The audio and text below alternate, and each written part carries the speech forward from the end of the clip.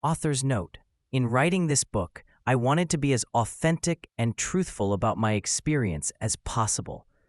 I wanted my story to be told in totality, the good, the bad, and the things I was always too afraid to talk about publicly. This meant going to places and discussing some subjects that are often kept away from teens for fear of them being too heavy. But the truth of the matter is, these things happened to me when I was a child, teenager, and young adult. So as heavy as these subjects may be, it is necessary that they are not only told, but also read by various teens who may have to navigate many of these same experiences in their own lives. This book will touch on sexual assault, including molestation, loss of virginity, homophobia, racism, and anti-Blackness. These discussions at times may be a bit graphic, but nonetheless, they are experiences that many reading this book will encounter, or have already encountered. And I want those readers to be seen and heard in these pages. Within these pages, the word nigger or nigga appears, sometimes in full and sometimes abbreviated as NNN. The same is true for fag and faggot and their abbreviations. I included these slurs in the text in specific ways for specific emotional and intellectual effect. Please use the same thoughtfulness when talking about this book. If you don't identify as Black, African American, or queer, don't use these slurs in full, which can be harmful to others. You can use common abbreviations like N-word or F-word instead. Please know that this book was crafted with care and love, but most importantly, to give a voice to so many from marginalized communities whose experiences have not yet been captured between the pages of a book. I hope this book will make you laugh at moments. I hope this book will make you cry at moments. I hope this book will open you up to understanding the people you may have never spoken to because of their differences from you. We are not as different as you think, and all our stories matter and deserve to be celebrated and told. With love, George M. Johnson. All Boys Aren't Blue Introduction, Black Queer. Here, Episode 1. It's a Girl, No a Boy. The story of how I entered the world was a foreshadowing. When my aunt first saw my head full of beautiful, jet-black curly hair crown from my mother's womb, she ran into the hospital's hallway where my family waited. "It's a girl! It's a girl!" she yelled, to my grandmother's excitement and to my father's slight disappointment. But by the time my aunt got back to the delivery room, and I had been fully born, she realized her quick assumption would soon need correcting. She ran back out to the family and said, actually, it's a boy."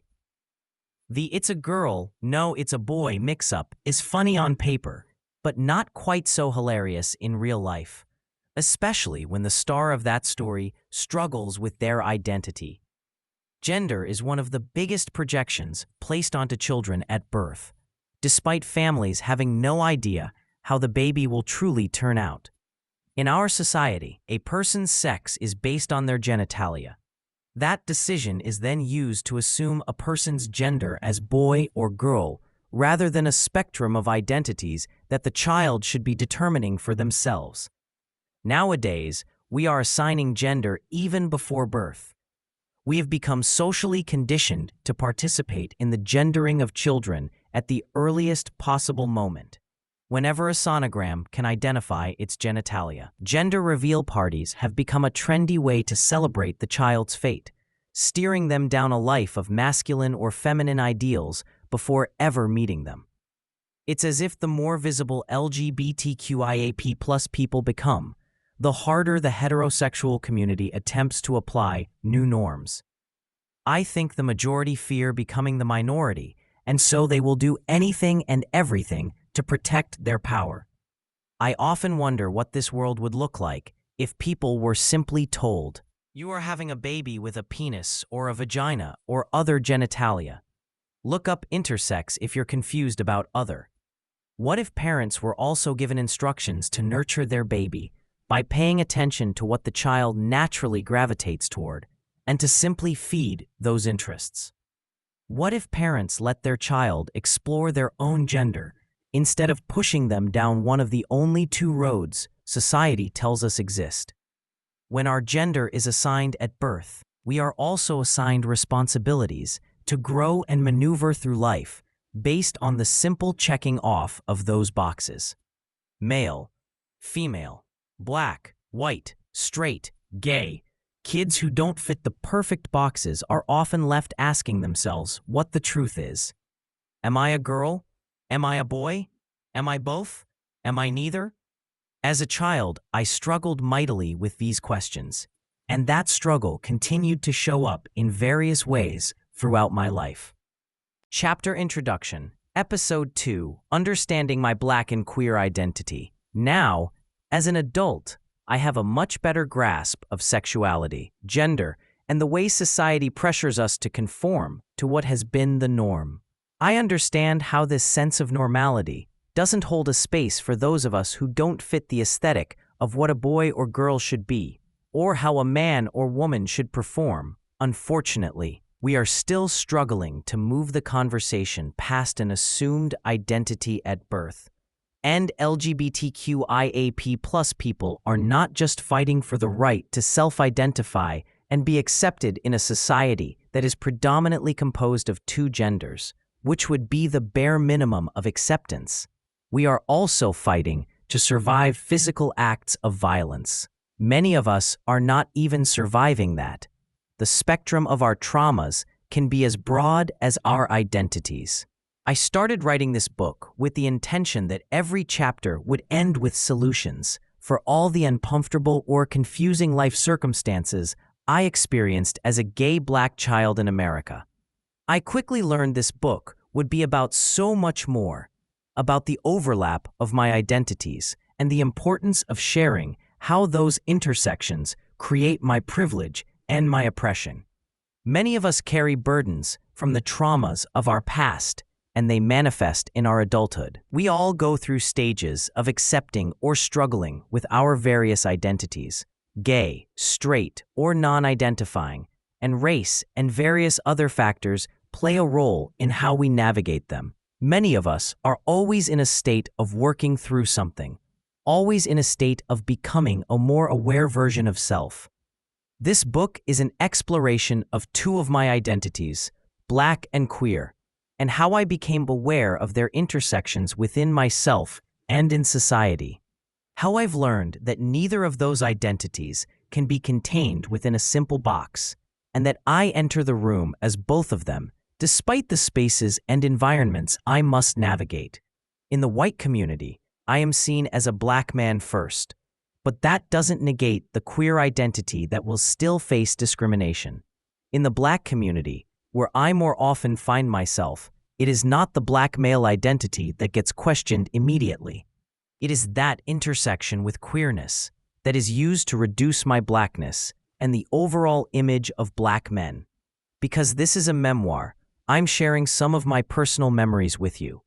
These memories are specific to my experience as a kid, teen, and young adult, but they also underline some of the universal experiences of Black and/or queer people.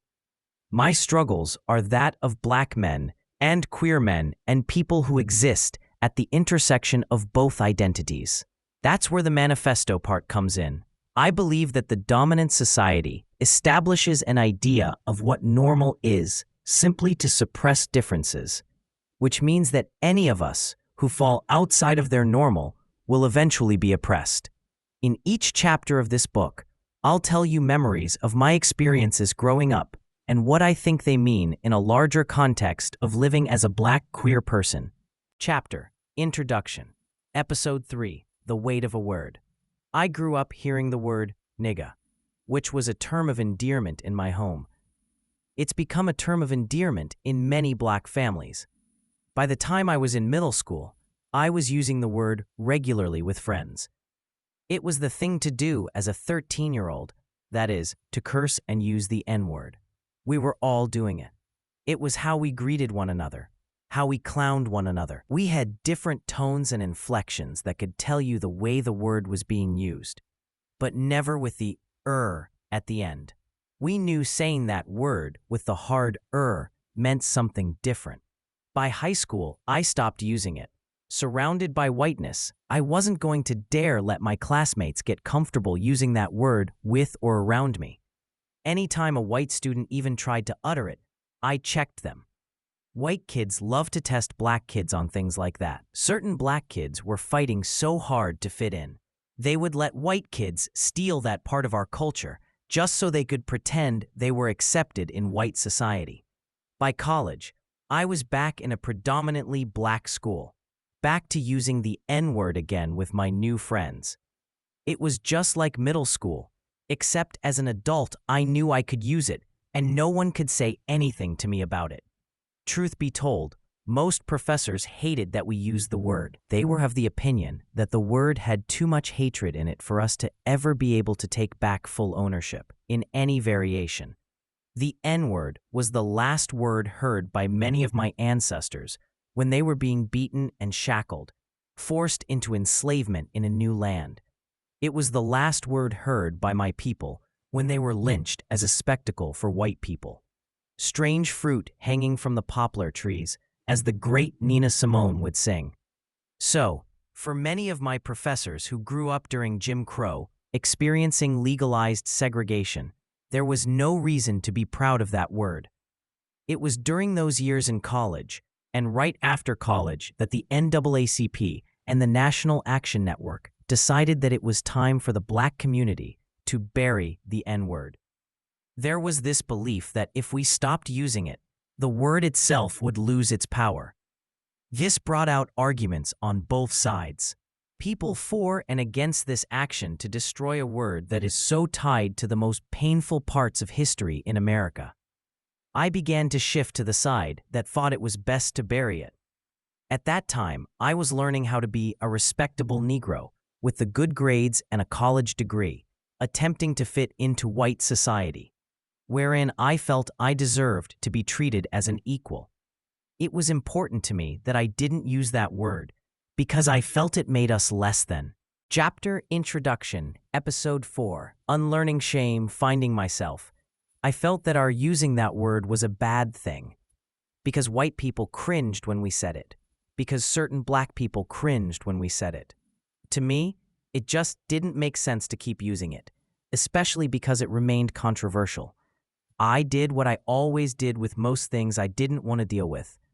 Buried it. I wasn't just trying to bury the N-word, though. In burying the N-word, I was also burying my queerness. If I couldn't see parts of my own blackness as respectable, there was no way I was ready to see my queerness as respectable either. But now I know that queerness is a part of blackness, and that there is no blackness without queer people. Then, early in 2012, Trayvon Martin was killed by George Zimmerman, and my entire perspective shifted on being a black person in this society. I saw that the New Age civil rights movement was being led by people who looked like me, people who were fighting for me and other black children. It was during this time that my unlearning process really began. My eyes were opened by seeing the shooting of black people at the hands of police, seeing the killing of black children like Tamir Rice at the hands of police, seeing that it didn't matter whether you were an affluent black, a poor black, a child, or an adult. In the eyes of society, I was still a nigger, and my love for my blackness meant that I had every right to fight for my people and every right to take back ownership of that word. So I stopped using the N-word. I understand now that my blackness is self-defined and that to use the N-word or not use the N-word is my choice. But it shouldn't be based on the comfort of those who constantly seek to invalidate me. I understand now that there is no such thing as a respectable Negro in the eyes of society, nor was I ever made to be one. Black, my second identity, queer, is a journey that I will be on until the day I die, and I honestly believe that. Every day I learn something about myself. I get to sit and look back at all the times my queerness displayed itself, both in ways known to me and unknown to me. As a child, I always knew I was different. I didn't know what that meant at the time, but I now know it was okay to be that different kid. That being different didn't mean something was wrong with me, but that something was wrong with my cultural environment, which forced me to live my life as something I wasn't. The fact that I couldn't see my full self in Black heroes or the history books was more about the changing of history to spare white guilt than it ever was about me knowing the whole truth. I learned that kids who saw me as different didn't have an issue until society taught them to see my differences as a threat. Those differences, like being effeminate and sassy, were constantly under attack my entire childhood from kids who didn't even know why I needed to be shamed for those differences. It wasn't them shaming me as much as it was those raising them who taught them to shame others with those qualities. Most kids aren't inherently mean. Their parents, however, can make them mean. Chapter Introduction, Episode 5, Finding Brotherhood, Finding Me. By the time I reached middle school and high school, suppression was my only option. I had become even more of a minority in the population, and I had to deal with the intersection of blackness and queerness, and the double oppression that generates. For the first time ever, fighting for blackness in a white space came naturally to me, though, and I did it every chance I got. Fighting for my queerness, however, never seemed to be a viable or safe option. I lived in that isolation for all those years in high school. I only saw snippets of queer representation in small television roles. They were rarely played by 12 people who looked like me. But it was never to the extent that I ever gained the confidence to be that person. Thankfully, college opened my eyes to true reflections of myself, in literature, in art, in class beside me. Not early on, but right on time. I realized that the things I had always been running from had never left my side. That the things I had been chasing were all just a myth to turn me into someone I didn't want to be. In college, I took a risk and did something that was so far away from being queer that it should have put me even deeper in the closet. I joined a fraternity. I was trying to preserve an image of masculinity for myself, something that Black fraternities have run on for years. However, in finding the frat, I found myself. I found brothers with a common experience chasing the same thing. And instead of the universe giving us what we thought we wanted, it gave us what we actually needed. It gave us unconditional love and brotherhood from a shared queer experience. It gave me brothers who could see my humanity outside of my queerness. It gave me the confidence to define my blackness and my queerness and my manhood and my masculinity or lack thereof. I got to live in my totality and, for the 13th time ever, exist as both Black and queer in the same space and be loved for it, not shamed. Queer. Chapter Introduction. Before going to next episode, this final episode. From this book, Chapter Introduction. In this book, we are going next chapter, Smile, Episode 6. A story that must be told. I want the words of my life story to be immortalized. I want to immortalize this narrative of joy and pain, this narrative of triumph and tragedy, this narrative of the Black queer experience that has been erased from the history books, an existence that has been here forever. I've never thought about immortality before. I always assumed that my mortality would be linked to my inability to survive as a Black queer person. I have the deaths of so many people who look like me in mind. From the HIV epidemic, to domestic violence, to suicide. I watch people like me who don't survive the oppression. They become today's news and yesterday's headlines. I remember being nervous about writing a book like this. I wasn't sure if this was my story to tell. In writing this, though, I realized that I wasn't just telling my story. I was telling the story of millions of queer people who never got a chance to tell theirs. This book became less about having the answers to everything, 14, because I haven't been Through everything, it became less about being a guide and more about being the gateway for more people to find their truth and find their power to live in that truth. I often think about a statement Viola Davis made when she won her first Oscar, something along the lines of encouraging people to go to the graveyard and dig up all the dead bodies in order to hear and tell the stories of those whose dreams were never realized. Those are the stories she's interested in telling. Although that is valid, I must challenge it. This book is proof positive that you don't need to go to the graveyard to find us. Many of us are still here, still living and waiting for our stories to be told, to tell them ourselves. We are the living that have always been here, but have been erased. We are the sons and brothers, daughters and sisters, and others that never get a chance to see ourselves, nor to raise our voices to ears that need to hear them. Toni Morrison states, in my favorite quote of all time, "If there's a book that you want to read, but it hasn't been written yet, then you must write it." This is the story of George Matthew Johnson. This is a story for us all. Act 1, A Different Kid. Chapter 1, Smile, Episode 7, where my story begins. I was 5 years old when my teeth got kicked out. It was my first trauma. But before I get into that, introductions. My name is Matthew Johnson. Well, realistically, my name is George Matthew Johnson. But at 5 years old, I didn't know that yet. It all will matter in the end, though. I'm from a small city located in New Jersey called Plainfield. About 30 miles from the bright lights of Manhattan, you could literally drive from one end of Plainfield to the other in less than 10 minutes. It's a compact city with so many interconnected stories. Triumph, tragedy, and trauma all exist within those few square miles.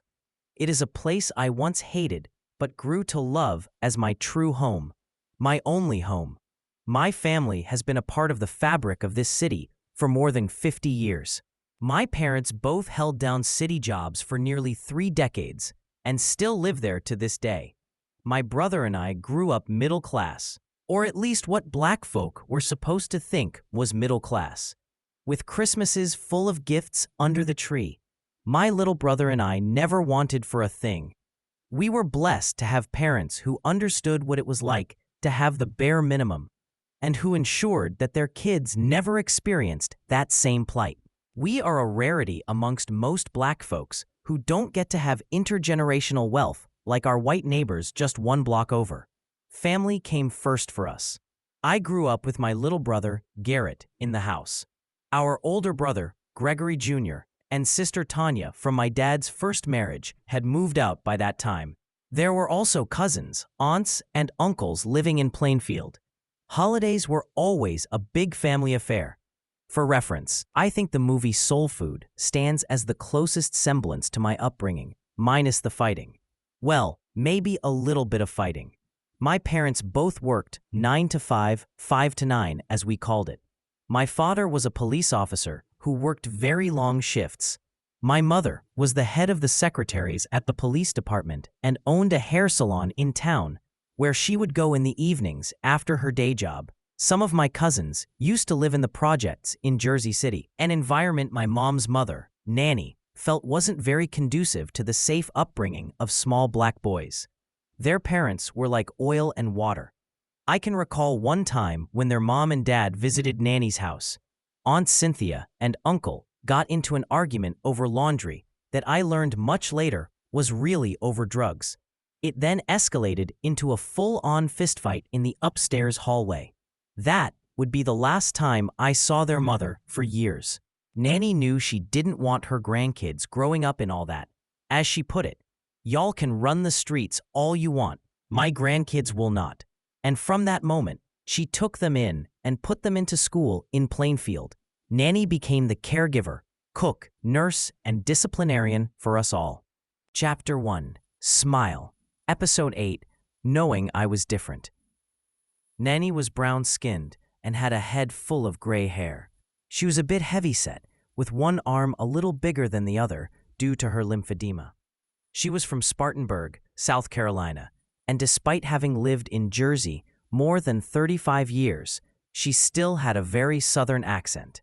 My family provided the kind of upbringing and support system anyone would hope their children would have. Wealth and love that should prevent a child from ever having to experience trauma or the same struggles that affected previous generations. Unfortunately, my life story is proof that no amount of money, love, or support can protect you from a society intent on killing you for your blackness. Any community that has been taught that anyone not straight is dangerous is in itself a danger to LGBTQIAKP people. The elementary school allowed me to start kindergarten at age 4 because of a loophole in the system, and my birthday being a month after school started. I remember having to test in to kindergarten because of it. So I was 5 when this event took place, in the spring of that next year. By that age, I already knew I was different, even though I didn't have the language to explain it or maturity to understand fully what different meant. I wasn't gravitating toward typical boy things like sports, trucks, and so on. I liked baby dolls and doing hair. I could sense that the feelings I had inside of me weren't right by society's standards either. I remember that on Valentine's Day, the boys were supposed to give their crush a card. Not wanting to give mine to a boy, I gave it to a girl who was clearly a tomboy, even at that age. I was always attracted to the company of boys. I used to daydream a lot as a little boy. But in my daydreams, I was always a girl. I would daydream about having long hair and wearing dresses, and looking back, it wasn't because I thought I was in the wrong body, but because of how I acted more girly. I thought a girl was the only thing I could be. I struggled with being unable to express myself in my fullest identity. One that would encompass all the things that I liked while still existing in the body of a boy. However, I was old enough to know that I would find safety only in the arms of suppression, hiding my true self, because let's face it, kids can be cruel. I integrated well though, or so I believed at the time. I became a world-class actor by the age of 5, able 24 to blend in with the boys and girls without a person ever questioning my effeminate nature. Then again, we were so little. Maybe all the children were just as naive as I was about the kids who surrounded them. I was 5 years old when my teeth were kicked out. It was my introduction to trauma, and now I'm ready to start there. Chapter 1, Smile, Episode 9, The Day My Teeth Were Kicked Out. At that age, I wasn't allowed to walk home from school by myself. So, I walked home with my older cousins, Little Raul and Rasul. During that time, my cousins lived with our grandmother, who also happened to be our primary caregiver, since our parents worked long hours. Walking to Nanny's house after school was our routine. I usually walked holding hands with Little Raul, while Rasul went ahead. We would take the back way every day, which meant walking behind the school, through the football and baseball fields, to the street 1 block over from Nanny's house. On a normal day, that walk took less than 10 minutes.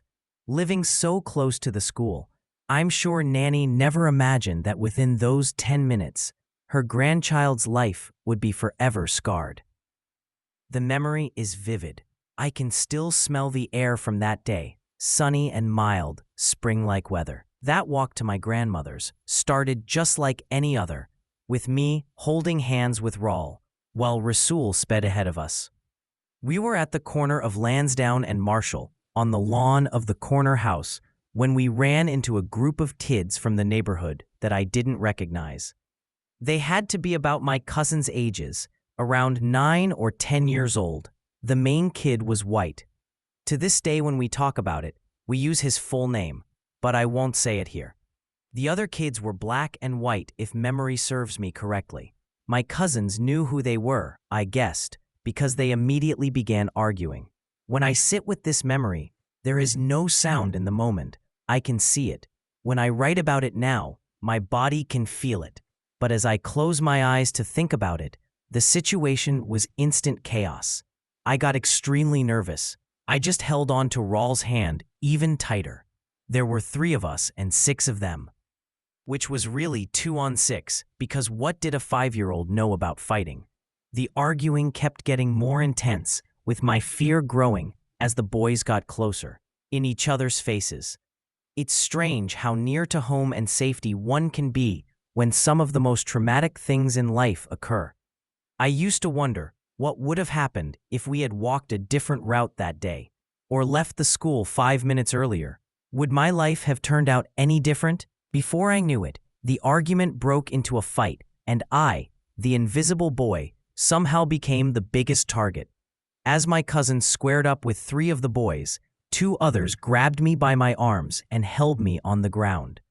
I screamed for help, as it was all I could do. The 3rd kid swung his leg and kicked me in the face. Then he pulled his leg back again and kicked even harder. My teeth shattered like glass hitting the concrete. In that moment, I felt nothing. It was as if it were all a dream. Then I felt the pain. I also felt an emotion I had never experienced before: rage. I didn't fully understand the feeling at the time, had not yet had the pleasure of introducing myself to it. The tears that streamed down my face were no longer about pain. I was now crying tears of anger, tears of rage. That rage was enough to stop the boy from ever bringing a 3rd kick to my mouth. I somehow broke free, lunged forward, and bit his leg with the teeth I had remaining. Chapter 1, Smile, Episode 10, Held by My Mother, Hurt by the World. He screamed so loud as I bit through his jeans. By this time, my cousins had handled the other 3 boys and saw what had happened to me. They ran toward us together, which made all my assaulters retreat. They grabbed my book bag and said, "Run to the house, Matt." So I did. Ironically, this moment marked the beginning of my track career, which I would pursue from elementary to high school. Sound is now back on in the memory at this point. I can hear my crying as I ran home. I got to my grandmother's house and I continued to cry. Bloody mouth, busted lip, and baby teeth knocked out. "What happened?" yelled Nanny. "We got jumped," my cousins explained. Nanny went and got ice and wrapped it in a paper towel, and she told me to hold it to my face. It all gets a little hazy after that, as I remember bits and pieces of what occurred. My mother left work immediately to get to Nanny's. She sent an officer ahead to meet us at the house to take down the report. When my mother got there, she came and checked on me immediately. She sat in one of the dining room chairs and had me sit in her lap with her arms around me. I finally calmed down once my mother held me. At some point, my uncles showed up and were sitting with us all. My cousins were still visibly upset. I sat there in silence, feeling the rise and fall of my mother's chest with each breath she took. The officer began asking my cousins what happened, and they told their story. The officer asked me to open my mouth so he could note the damage in his report. I recall not speaking for hours after this happened. When I close my eyes now, I see it all happening as if it were some out-of-body experience. I think back on that day a lot. I wish I knew what motivated the attack. Could it have been because I was effeminate? Could it have been a race thing, since the main assaulter was a white boy from a different part of the neighborhood? Could it have simply been the toxic behaviors we teach boys about fighting and earning manhood? I know that impact and intent always play a role, so even if their intent wasn't those things, the impact would forever change me anyway. There were no counselors or therapy sessions to help me work through what had happened. Therapy is still very much a taboo subject in the Black community. Those who are seen as having issues with their mental health face a lot of stigma and discrimination because mental health is often conflated with mental illness. So rather than having their child labeled as something hurtful, My parents did the best they could with what they knew.